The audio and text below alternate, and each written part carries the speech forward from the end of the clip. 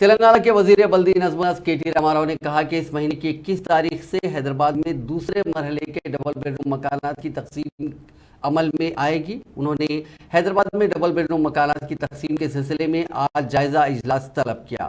اس اجلاس میں ریاستی وزراء تلاسانی سرینواس یادو، سویتا اندرا ریڈی، محمود علی اور ملا ریڈی موجود تھے۔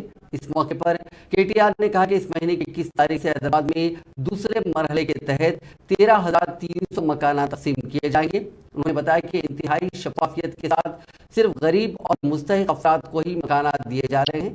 کے ٹی آر نے بتایا کہ ڈبل بیڈ روم مکانات کی تقسیم میں کسی کی کوئی مداخلت نہیں ہے۔ استفادہ کنندگان کے انتخاب کا عمل سرکاری حکام کے حوالے کیا گیا ہے اور کمپیوٹر کے ذریعے قرعہ اندازی کرتے ہوئے یہ مکانات حوالے کیے جا رہے ہیں۔ ساتھ ہی انہوں نے یہ بھی کہا کہ حیدرآباد میں گروہ لکشمی اسکیم کا آغاز کیا جائے گا۔ اس اسکیم کے تحت مکانات کی اراضی رکھنے والوں کو مکان تعمیر کرنے کے لیے فی کس 3 لاکھ روپے کی حکومت کی جانب سے مالی امداد کی جائے گی۔